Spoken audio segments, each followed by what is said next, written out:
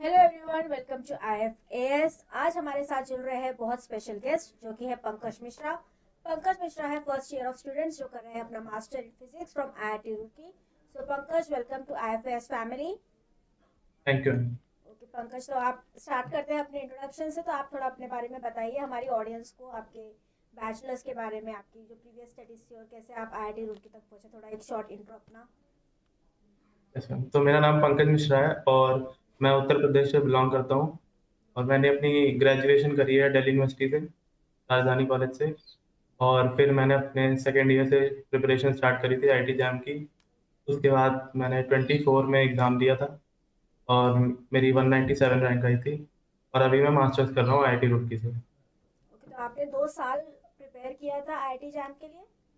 No ma'am, 1 साल किया था। अच्छा, तो आपने सेकेंड ईयर से बोला ना, आपने प्रिपरेशन शुरू कर दिया था। नो मैम, सेकेंड ईयर के एंड से किया था, अच्छा मतलब अच्छा, लाइक मतलब फोर्थ पूरा एक सेमेस्टर साल से। आपने प्रिपेयर किया था। Okay okay.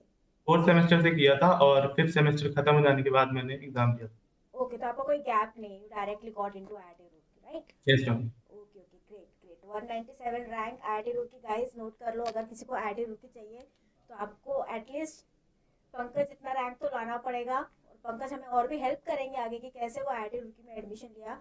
पहले आप मुझे बताइए कि IIT रुड़की आपने क्यों सिलेक्ट किया और क्या स्पेशलिटी थी, आपने IIT रुड़की क्यों चूज किया अपने मास्टर्स के लिए।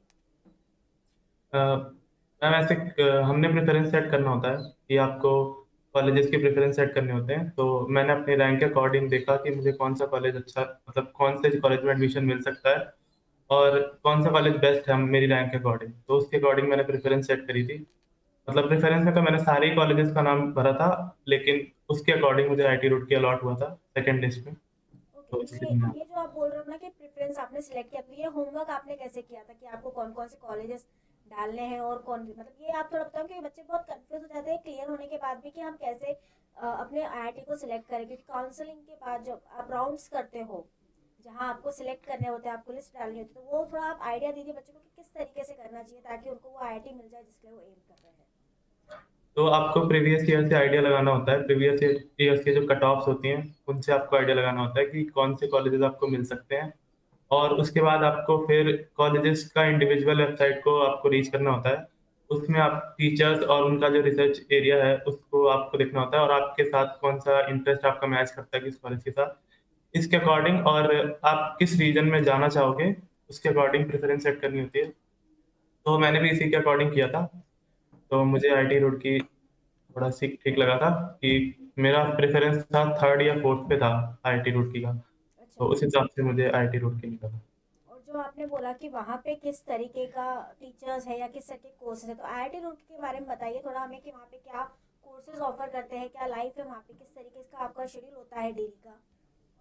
मैम आपकी थोड़ी आवाज़। ओके, सो मैं पूछ रही थी कि आप IIT रुड़की के बारे में हमको थोड़ा बताइए कि वहाँ पे आपका शेड्यूल कैसा होता है, किस तरीके से आपके लेक्चर्स अलाइन होते हैं, क्या क्या आप एक्टिविटीज़ करते हैं डेली में। तो हमारा जब हमने एडमिशन लिया था तो उसी साल हमारा करिकुलम चेंज हुआ था आईआईटी रुड़की का। तो उसमें फर्स्ट सेमेस्टर में लैब नहीं होती।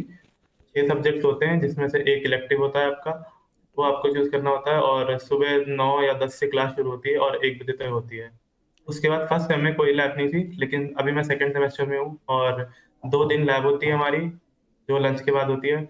और सुबह क्लासेस होती हैं, किसी दिन 8 बजे से और या फिर किसी दिन 10 बजे से क्लास शुरू होती है और और वो वीकेंड्स लंच पे टाइम तक ऑफ चलती होता है, राइट? है। Yes ma'am. वीकेंड्स पे आपको ऑफ होता है, right? Saturday yes. Sunday. Saturday Sunday off होता है, अगर किसी प्रोफेसर ने एक्स्ट्रा क्लासेस नहीं लगाई है, तो ऑफ रहता है। अच्छा अच्छा, और वहाँ का कैंपस लाइफ, आपका वहाँ हॉस्टल्स में रहते हो तो वहाँ का लाइफ कैसा है, हॉस्टल लाइफ। हॉस्टल लाइफ अच्छा है मैम और कैंपस काफ़ी बड़ा है, तो यहाँ पे घूम सकते हैं हम रात को। और हॉस्टल भी अच्छे हैं, यहाँ का खाना अच्छा है। I know IIT Roorkee is very beautiful place, वहाँ पे सर्दियाँ भी काफ़ी अच्छी होती है। Yes ma'am. ओके। और IIT रुड़की के बारे में कोई और ऐसे स्पेशलिटी, क्योंकि वो इंडिया का काफ़ी पुराना IIT है, काफ़ी प्रेस्टिजियस IIT है, लोग people look forward to getting into IIT Roorkee. तो वहाँ पे कुछ ऐसी खास बात जो आपको लगता है जो वहाँ आपको मिलेगी और जो बच्चों को किसी नॉर्मल कॉलेज में नहीं मिल पाएगी, इसीलिए उनको IITs को चूज़ करना चाहिए। क्या अलग बातें होती है इन IIT इंस्टीट्यूट्स की कंपेयर टू नॉर्मल कॉलेजेस। तो मैम यहाँ का एक्सपोज़र काफ़ी अच्छा है, आप बहुत ही वाइड फ़ील्ड से बच्चे आ रहे होते हैं और पूरे इंडिया से आ रहे होते हैं, तो एक्सपोज़र काफ़ी अच्छा है। और इवेंट्स होते रहते हैं यहाँ पे, रिसर्च के इवेंट्स होते हैं, सेमिनार्स होते हैं। ऑलमोस्ट हर वीक 1 या 2 सेमिनार तो हो ही जाता है, जिसमें प्रोफ़ेसर किसी और कॉलेज से आ रहा होता है और वो किसी टॉपिक में सेमिनार दे रहा होता है। और जैसे अभी प्रेज़ेंट टाइम पे भी एक इवेंट चल रहा है कॉमेट, इससे पहले ई-समिट हुआ था।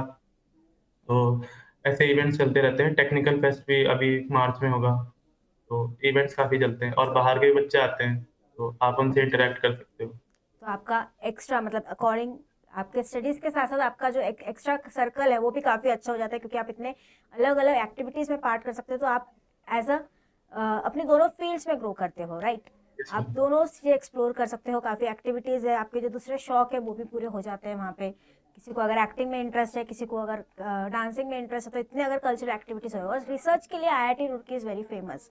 तो वहाँ पे यस। आपने अभी किया है कुछ रिसर्च प्रोजेक्ट वगैरह, ऐसा कुछ आपको चांस मिला है कुछ फर्स्ट रिसर्च सेमेस्टर में प्रोजेक्ट? मैम तो कुछ भी नहीं था, लेकिन सेकंड सेमेस्टर में हमारे सेमिनार हैं, तो अभी मैंने कंडेंस्ड मैटर फिज़िक्स में चूज़ किया है।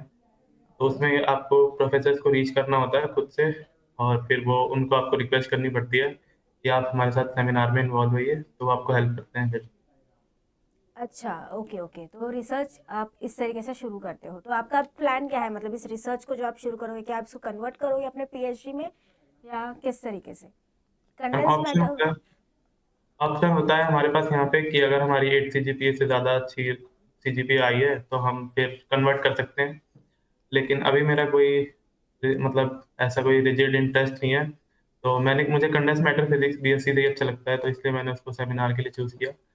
बाकी आपको यहाँ पे एक रिसर्च का टेस्ट मिल जाता है प्रोजेक्ट के लिए, प्रोजेक्ट होता है सेकंड ईयर में, तो उससे आप आइडिया लगा सकते हो कि आपको पीएचडी करनी है या नहीं करनी है। वो या तो सेकंड ये ईयर में ये हाँ, एक एडेड एडवांटेजेस होता है आईआईटीज का, कि आप इंटीग्रेटेड पीएचडी भी कर सकते हो, कि अगर आप किसी को अगर इंटरेस्ट है तो वो जो भी अपने प्रोजेक्ट्स हैं उनको पीएचडी में भी कन्वर्ट कर सकते हैं, जैसे कि पंकज ने बताया, सिर्फ आपको सीजीपीए जो है 8+ रहना चाहिए, right? Yes sir. Okay okay, तो ये बहुत अच्छा अपॉर्चुनिटी है। जो बच्चे रिसर्च ओरिएंटेड सोच रहे हैं तो IIT Roorkee is a good option. यहाँ पे आपको ड्यूअल डिग्री मिल जाएगा, मास्टर्स इन फिजिक्स और पीएचडी का। तो एडमिशन प्रोसेस के बारे में तो हमने थोड़ी बात कर ही ली है आपसे। तो आपने क्या तैयारी की थी आईआईटी जैम का? जब आप एग्जाम प्रिपेयर कर रहे थे तो क्या आपकी तैयारी थी, कैसे आपने प्रिपेयर किया था? तो मैंने सेकंड ईयर से तैयारी शुरू करी थी, मतलब जैसे कि मैंने बताया थर्ड सेमेस्टर के बाद से और फिफ्थ सेमेस्टर में एग्ज़ाम था, तो इस 1 साल में मैंने कॉलेज और कोचिंग के जो मटेरियल्स होते हैं, उनको सॉल्व किया था। और क्योंकि मैं डीयू में था, तो डीयू का जो सिलेबस है काफ़ी अलाइन करता है आईआईटी जैम के सिलेबस के साथ। इवन डीयू का जो सिलेबस है वो ज़्यादा है काफ़ी आईआईटी जैम के सिलेबस के कंपैरिज़न में। तो अब मैं ओके। अपने कॉलेज का पढ़ता था और उसके साथ-साथ क्वेश्चंस करता था जो जैम के प्रीवियस ईयर आ रखे होते थे और मैं मटेरियल भी सॉल्व करता था, तो इससे मेरी तैयारी हो गई थी। सो आपका ये एडवांटेज था कि आप डीयू में थे, तो ऑब्वियसली डीयू में ऑलरेडी आपको एक अच्छा एक्सपोजर मिल रहा था, अच्छा एजुकेशन मिल रहा था, तो आपके लिए आई एम श्योर ईजी हुआ होगा जब आप आईआईटी जैम, जैसे आपने बोला कि डीयू में आपका सिलेबस ज़्यादा था as compare to IIT JAM, तो ये बहुत एडवांटेज होता है जब आप सेंट्रल यूनिवर्सिटीज़ में होते हो। Yes ma'am. या सो अभी आपको कैसा लगता है कि इतना आपने हार्ड वर्क किया, आपने अचीव कर लिया रैंक, और अब आप आईआईटी रुड़की में हो, मतलब जो आप बताते भी होंगे अपने फ्रेंड्स और फैमिली को, आपके पेरेंट्स भी बहुत प्राउड फील करते होंगे कि my son is studying in IIT Roorkee, तो अभी आपको कैसा फील होता है ये सब होने के बाद? लाइक इट्स अ हाँ, माइलस्टोन जो आपने अचीव कर लिया है। यस।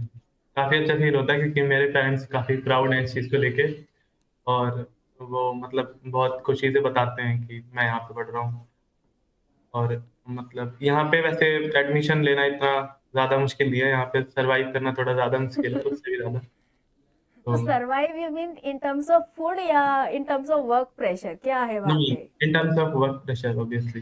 पर ये तो करना ही पड़ेगा, मतलब जो भी बच्चे अगर आईआईटी के लिए एम करते हैं तो वहाँ पे होता ही इतना है, आपको पूरी तरह से वो पॉलिश कर देते हैं और उसके बाद आपके लिए अपॉर्चुनिटीज ज़्यादा खुल जाती है। इसलिए जब यस, जॉब के लिए भी आते हैं तो लोग प्रेफर करते हैं कि वो आईआईटी से बच्चा सिलेक्ट कर ले, बिकॉज दे यस, नो कि ये बच्चों को छोटी से छोटी डिटेल्स में ये बच्चे माहिर होते हैं। तो उसी से एग्ज़ैक्टली। रिलेटेड मेरा नेक्स्ट क्वेश्चन भी है कि जॉब अपॉर्चुनिटीज वगैरह, मतलब अभी तो आपने सिर्फ ज्वाइन किया है, फर्स्ट ईयर में ही हो, बट आपके सीनियर्स होंगे जो बताते होंगे, आपने कहीं से न्यूज़ सुनी होगी, तो क्या क्या अपॉर्चुनिटीज है वहाँ पे आईआईटी रुड़की में? जॉब अपॉर्चुनिटी ज़्यादा एमएससी स्टूडेंट टेक फील्ड में तो ज़्यादा नहीं है, लेकिन टीचिंग फील्ड में है। काफ़ी बाहर के जो कोचिंग वगैरह हैं वो यहाँ पे विज़िट करती हैं। तो उसमें हमारे क्लास का एक डीपीआर होता है जिसको बोलते हैं प्लेसमेंट रिप्रेजेंटेटिव होता है हमारी क्लास का। तो वो हमें इन्फॉर्मेशन पास करता है और फिर हम अपना अगर जो भी बच्चा इंटरेस्टेड होता है वो उसमें फिर अपना सीवी बनाता है उसके अकॉर्डिंग और फिर इंटरव्यू होता है और सिलेक्शन होने के चांसेस होते हैं, पर थोड़े कम होते हैं क्योंकि एमएससी स्टूडेंट्स को थोड़ा कम प्रेफ़रेंस दी जाती है क्योंकि यहाँ पे बीटेक के स्टूडेंट्स हैं, तो वो जेईई के हाँ। लिए ज़्यादा एलिजिबल माने जाते हैं। तो जेईई की कोचिंग जो होती है, वो तो बीटेक स्टूडेंट को हायर करती हैं मोस्टली, और कुछ बच्चे होते हैं जो एमएससी के भी जो हायर हो जाते हैं। जैसे हमारे जो सुपर सीनियर्स हैं, उसमें वैसे 2-3 लोग हुए थे। लेकिन अगर हम ऑफ कैंपस अप्लाई करते हैं, तो ज़्यादा अपॉर्च्युनिटीज़ हमारे लिए भी होती हैं, ईज़िली मिल जाता है। ओके, और एवरेज पैकेज क्या मिलता है आपको, अगर आइडिया होगा कि एवरेज पैकेज क्या होता है बच्चे जब प्लेसमेंट होता है तो? आई थिंक पिछले 2-3 साल में 11 एलपीए गया था, एक आकाश ने हायर किया था। ओ ग्रेट, 11 LPA इज गुड, मतलब ऐसा स्टार्ट तो काफ़ी अच्छा है। मतलब ये हाईएस्ट पैकेज था 2-3 साल पहले। अच्छा अच्छा, ठीक है। तो आप अभी, आपको पता है कि हमारा एग्ज़ाम अभी ख़त्म हुआ है, मतलब ये साल 2 फेब को एग्ज़ाम हुआ था आईआईटी जैम का। सो अभी काफ़ी बच्चों के हमें ना मिक्स्ड रिव्यूज़ आते हैं, कोई बच्चे बोलते हैं कि पेपर इजी था, कोई बोलते हैं मॉडरेट था, किसी को पेपर काफ़ी हार्ड लगा, और अभी सबका एक ही स्ट्रेस है कि हम अब आगे क्या करें। तो आप इन बच्चों को क्या मोटिवेट करना चाहेंगे कि मतलब, क्योंकि बच्चे अभी काफ़ी स्ट्रेस में है जब तक रिजल्ट नहीं आता, वो प्लान कैसे करें, अब क्या करें, अगर उनका क्लियर हो जाता है तो फिर उनको क्या स्टेप्स लेने चाहिए, तो ये थोड़ा आप थोड़ा गाइड कर दीजिए हमारे बच्चों को। तो मैम हर साल ये होता है, हमारे साथ भी यही हुआ था। हमारे भी जो पेपर आए थे, जो रिस्पॉन्स शीट आती है, उसको हमने चेक किया था, तो मेरे पहले 46 ही मार्क्स आ रहे थे। तो और उस साल काफ़ी मतलब मीडिया में चल रहा था, जैसे यूट्यूब वगैरह पे चल रहा था कि पेपर काफ़ी ईज़ी था, तो कट ऑफ हाई जाएगी, ऐसा था। पर मार्क्स के अकॉर्डिंग इतनी बेटर रैंक मैं एक्सपेक्ट भी नहीं कर रहा था। मुझे लगा था 400, 500 जो भी रैंक आएगी, उसमें जो भी आईआईटी मिलेगा, वो मैं ले लूँगा। लेकिन फाइनली फिर रिज़ल्ट आया, तो रैंक एक्सपेक्ट नहीं की थी मैंने इतनी, लेकिन आ गई। तो हर साल ये होता है, लेकिन अगर आपका जितना भी मार्क्स आ रहा है, आप उससे अभी से ये मत कैलकुलेट करो कि इतनी रैंक आ जाएगी हमारी या उतनी कितनी भी आ जाएगी। तो आप, इससे अच्छा है कि आप जेस्ट के लिए तैयारी करो, और अभी सीयूईटी का भी एग्ज़ाम होगा, हाँ, तो उसकी तैयारी कर सकते हैं। तो जेस्ट का एग्जाम तो अभी है, 23 फेब को ही है, और जेस्ट का पेपर आप क्या, अगर आपने दिया है तो क्या आपको आइडिया है वो आईआईटी जैम के कंपैरिजन में कितना हार्ड या कितना इजी रहेगा? सीयूईटी का तो हम सबको आइडिया है कि सीयूईटी थोड़ा इजी होता है बिकॉज वो यूनिवर्सिटी लेवल पे ही होता है, but gist is more research oriented, right? तो यस क्या मैम। आपने अगर पेपर दिया है तो आप कंपैरिजन कुछ बता पाओगे? जेस्ट का पेपर मैम, उसमें कुछ थोड़े बहुत एडवांस टॉपिक्स से क्वेश्चन्स आते हैं, और लेकिन अगर आप जैम की प्रिपरेशन को कंटिन्यू करते हो बिना किसी गैप के, और थोड़े-थोड़े अपने लेवल को इंक्रीज़ करते रहते हो, तो ज़्यादा दिक्कत नहीं आएगी, क्वालीफाई एटलीस्ट हो जाएगा। ओके, और जेस्ट के बेसिस पे भी क्या हम आईआईटीज में जा सकते हैं? आई थिंक आईआईटीज़ जेस्ट को नहीं उतना देता है, तो वो जेस्ट के रिसर्च बेसिस में, इंस्टीट्यूट्स के लिए होता है। जैसे आप आईसर वगैरह में अपना फॉर्म डालोगे, फिर वहाँ पे इंटरव्यू होगा। हाँ आइजर्स में तो I know, but I wanted to know कि आईआईटीज भी ऑफर करते हैं, मतलब कुछ आईआईटीज अगर होते होंगे, बिकॉज आप वो काउंसलिंग प्रोसेस से गए हो ऑलरेडी, आपको पता होगा ज़्यादा कि क्या करते हैं, मतलब आईआईटीज का क्या होता है क्राइटेरिया। तो जस्ट के बेसिस पे आइजर्स तो है ही, आई थिंक आइजर्स आईआईटीज को भी लेते हैं, राइट? सॉरी, आईआईटी जैम के बेसिस पे भी आप आइजर्स में जा सकते हो, राइट? यस मैम, आपको एक फॉर्म भरना होता है, फिर वो इंटरव्यू होता है।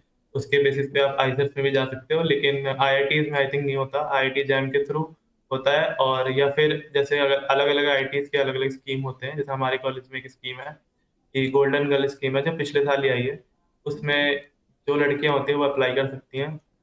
तो उनका जो ग्रेजुएशन का सीजीपीए है, उसके बेसिस पे उनको शॉर्टलिस्ट किया जाता है, ओह, और फिर एक लास्ट में एक इंटरव्यू होता है। उस इंटरव्यू के बेसिस पे पैनल डिसाइड करता है कि इनको एडमिशन देना है या नहीं देना।